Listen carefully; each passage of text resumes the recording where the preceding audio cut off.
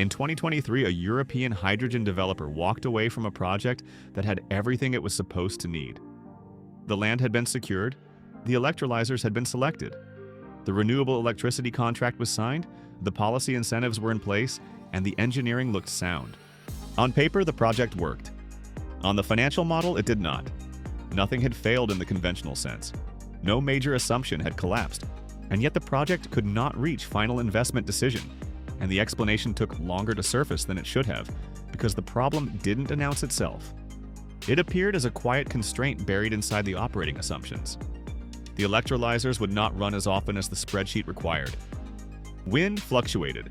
Solar dropped at predictable hours. Grid access varied with congestion and price. The hydrogen plant would operate, just not enough hours to distribute capital cost effectively, not enough hours to hit the target cost per kilogram, not enough hours to convince lenders the revenue would hold.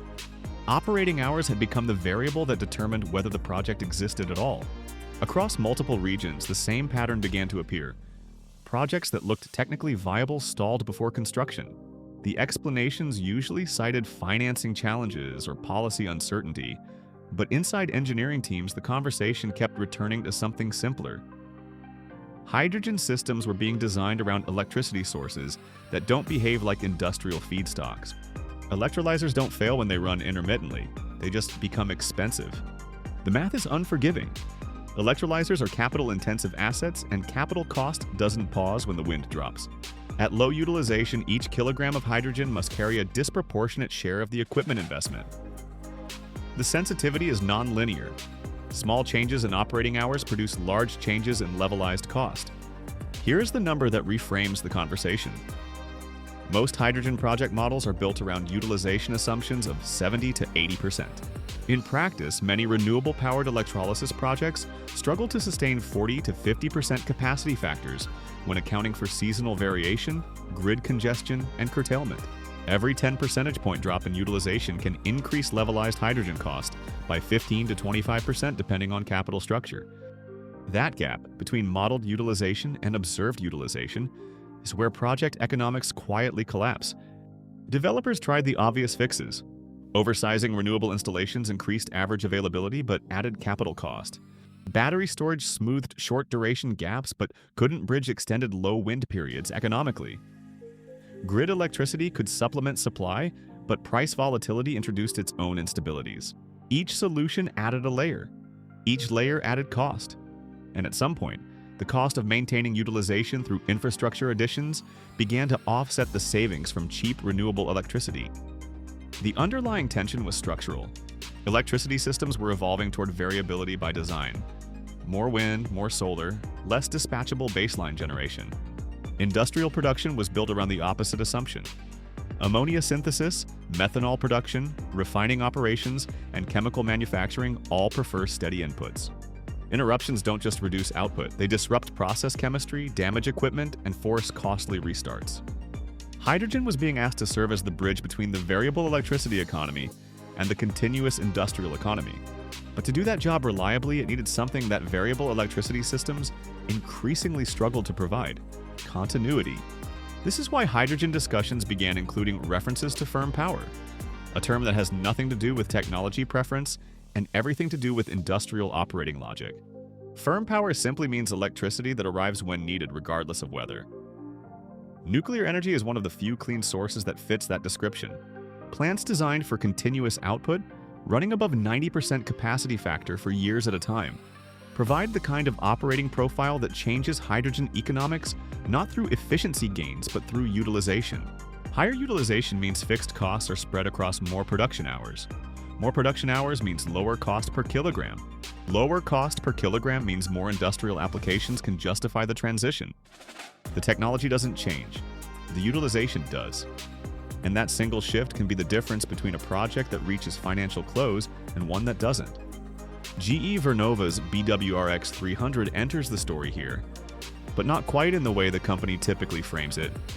In early project discussions, the BWRX 300 appears as context, a next-generation small modular reactor. Cleaner, more compact, designed for faster permitting than the large plants built in previous decades. The company positions it as part of a broader push toward firm, low-carbon electricity. The framing is primarily about the grid: reliability, baseload capacity, decarbonization of electricity supply.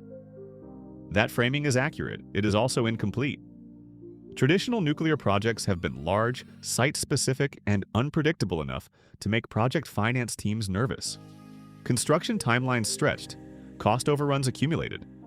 Investors who committed capital to nuclear projects in the 2000s and 2010s often experienced outcomes that made subsequent nuclear investment harder to justify. The technology worked, the construction model didn't. The BWRX 300 strategy is built around changing that. Standardized design, modular assembly, a construction logic that learns from each unit and passes that learning to the next. The objective is to make nuclear behave less like a bespoke infrastructure megaproject and more like a manufactured product with predictable cost curves. Repeatability is not merely an engineering objective, it is the financing argument. The first reference deployment is underway at the Darlington site in Ontario. That project is functioning less as a demonstration reactor than as an industrial prototype. A live test of whether nuclear construction can start behaving like a process rather than an event. Supply chains are being established. Regulatory pathways are being mapped. Workforce experience is accumulating in ways that should reduce uncertainty on subsequent units. The planned project at the Clinch River site in Tennessee is where that accumulated learning is expected to show up in the numbers. If Darlington demonstrates stable timelines and controlled costs, Clinch River should build on that foundation rather than starting from scratch. For hydrogen developers watching this process, the connection is indirect but material.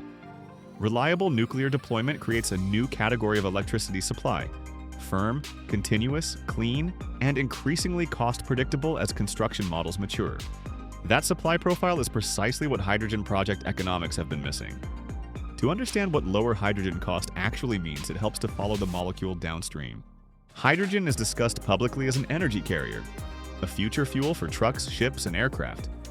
That framing is accurate but incomplete. Today, hydrogen is primarily a chemical input. Global ammonia production alone consumes enormous quantities of hydrogen, almost all of it currently produced through steam methane reforming of natural gas. Ammonia is then used to produce fertilizer. Fertilizer underpins crop yields. Crop yields underpin food systems. The carbon embedded in global food supply runs in part through that chain. Natural gas to hydrogen to ammonia to fertilizer to food. Decarbonizing that chain requires replacing fossil-based hydrogen with low-carbon hydrogen. Low-carbon hydrogen requires clean electricity. Clean electricity needs to be available continuously enough to sustain the utilization rates that make electrolysis economically viable. Which means a reactor achieving repeatable construction costs in Ontario has a measurable, if indirect, relationship with fertilizer prices in agricultural markets worldwide. The implications extend further. Shipping represents one of the hardest sectors to decarbonize because maritime fuel requirements favor energy-dense molecules over batteries. Ammonia is emerging as a serious maritime fuel candidate precisely because it can be synthesized from low-carbon hydrogen. Aviation faces similar constraints. Synthetic hydrocarbon fuels capable of running in existing jet engines require hydrogen as a precursor. Steel production using hydrogen direct reduction rather than coking coal requires reliable hydrogen supply at industrial scale. Each of these pathways runs through the same bottleneck: hydrogen cost. And hydrogen cost runs through utilization. Renewable electricity, at its best, provides low marginal cost power during favorable conditions. In regions with strong wind or solar resources, it will often be the cheapest available electricity source. But favorable conditions are not constant, and hydrogen production prefers constant conditions. The hybrid model, renewables when available, firm generation stabilizing the baseline, can produce higher average utilization than either source operating alone. Utilization becomes a system outcome, not a feature of any single technology, but a product of how technologies are combined. Energy transitions are usually described as technology shifts. In practice, they're system reconfigurations. Infrastructure that changes operating assumptions, which changes economic relationships, which changes what's possible downstream. A reactor achieving repeatable construction costs changes electricity availability. Electricity availability changes electrolyzer operating hours. Operating hours change hydrogen cost. Hydrogen cost changes the economics of ammonia, synthetic fuels, industrial heat. And those economics reach deep into food systems, shipping, manufacturing, and the structural backbone of industrial civilization that runs on molecules rather than electrons. The chain reaction begins with operating hours.